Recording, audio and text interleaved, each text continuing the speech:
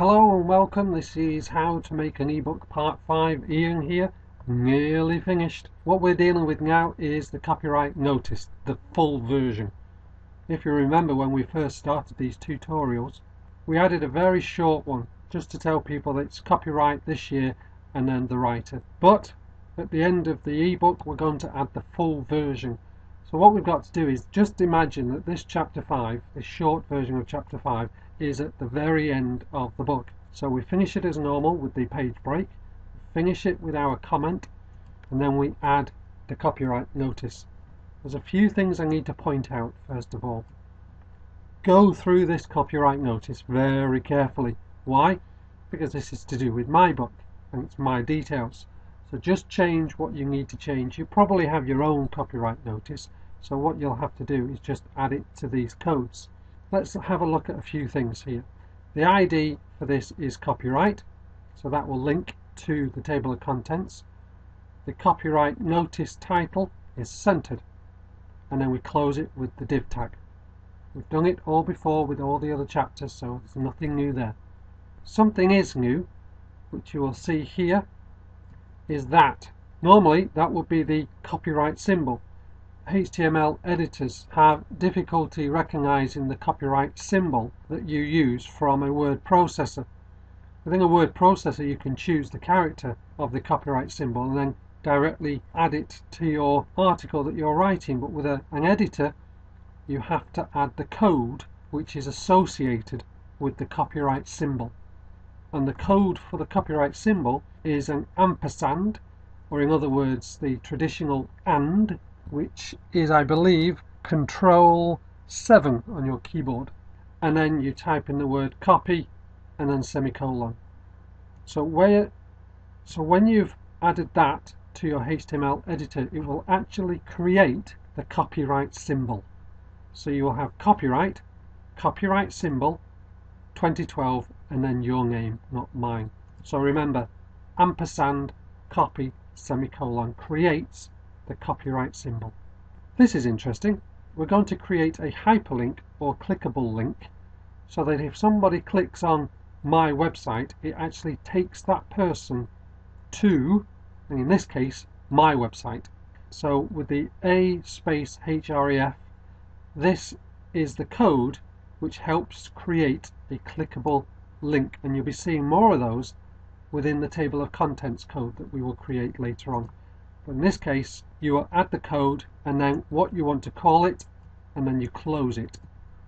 And when people see this, they will click it and it will take them to the website address here, and in this case my website address. Same with email.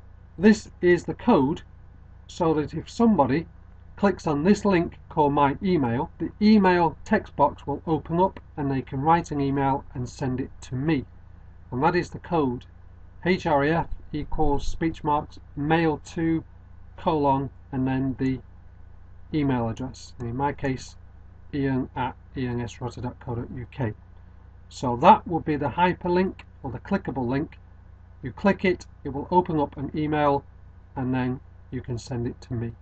Standard code P-class center, the name of the book will be centered, and some information about the story, characters, the story itself being a work of fiction, and an important part here which I've highlighted, because when you create a bracket B, close bracket, and then anything in between with a closed B bracket, that will be bold. So this word important will actually be in bold. So anything between B and close bracket B will be in bold. And I've written that people have the permission to reproduce my story, give it away, lend it out, but they cannot rewrite it. I don't care about the copying aspect of it. More people who copy it and give it away means more people will get to know who I am. So I don't have an issue with that. Standard center, all rights reserved. Again, the information about cover art is centered, and then all the images that are inside my book. I've highlighted the chapters and it just says that I've created them. And the chapters that are not listed here, I've mentioned that they are simply clip art.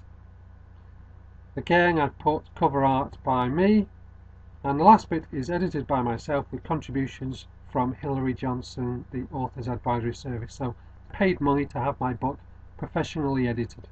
So hopefully it's quite good. And then, as normal, we finish off with end of copyright notice. And that is it, really. That is the final version of my copyright notice. Now, again, I will highlight this. If you do copy this into your HTML file, please change everything. Okay, don't leave my name here, because if people read your ebook and then suddenly read the copyright notice, they'll see my name, my website address, my email address. They'll think, what's going on here? So please go through this, use this as a template, and then change what you have to change, which is probably everything. So that's it, really. Thanks for watching. The next video will be about the clickable table of contents. Can't wait for that. So thank you very much. It's Ian with How to Make an Ebook. Bye.